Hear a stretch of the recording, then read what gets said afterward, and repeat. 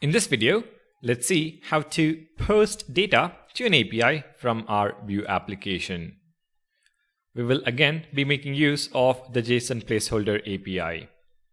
In the website, click on Guide at the top and scroll down to Creating a Resource. If you take a look at the body for the sample request, you can see that the request sends the title, body, and a user ID to the same URL as the previous video. The request method, though, is post. So what we are going to do is create 3 input fields, one each for title, body, and user ID. We will bind the user input to the data object using the vModel directive and make a post request on click of the submit button. Let's get started. Within the components folder, I'm going to create a new file called createpost.vue. Within the file, I'm going to use the snippet vbase CSS to create a component. The name is going to be createPost. Next, let's add the 3 data properties for the 3 fields that need to be sent to the API endpoint. So data is a function that returns an object, and over here, first let's create one top-level object called form data, which will contain user ID, title, and body, all initialized to an empty string. And for the template, we need a form with 3 input fields. Let's add the necessary HTML. So form tag, and within the form tag, a div tag, label, this is for user ID, the text is post user ID, and we add an input. Type text, ID is equal to user ID, and vModel is going to be equal to form data dot user ID. Let me make a copy of this. Change user ID to title, and again change user ID to body. After the 3 inputs, let's add a button with the text create post. Let me also format this.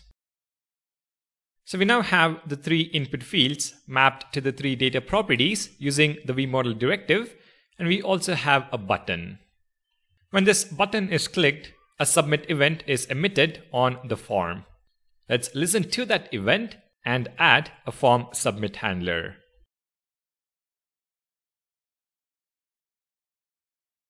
So at submit.prevent is equal to createPost.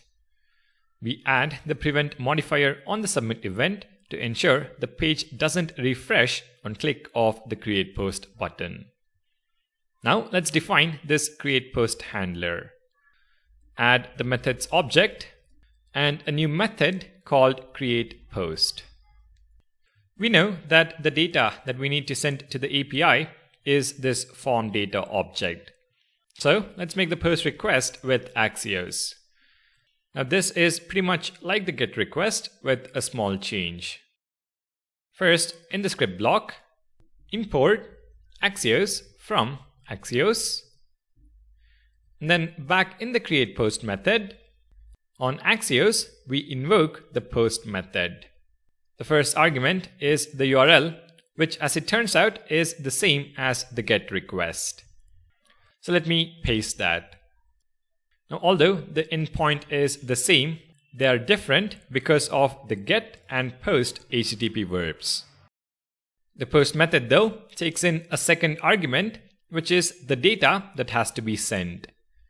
In our case, it is the form data object. So this dot form data. Now once the request completes, we either get a response or an error. To keep this simple, I will simply log them both to the console.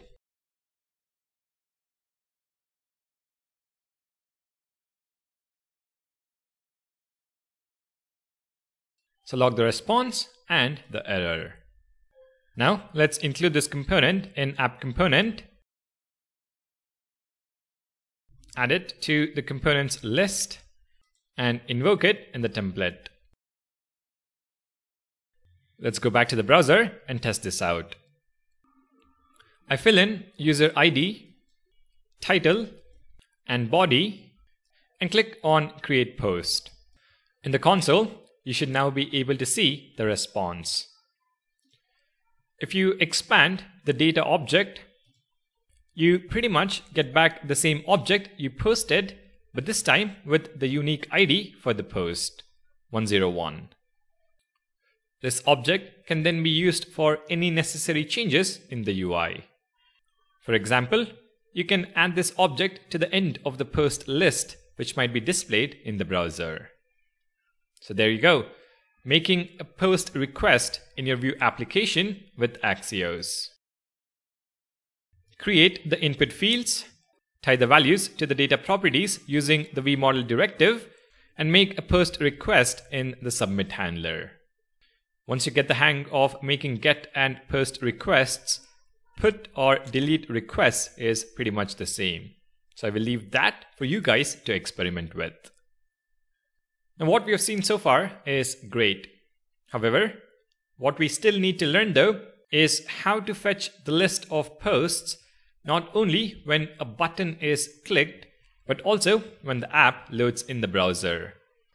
A lot of the times, as soon as the page loads, you would want to fetch some data from an API to populate the UI.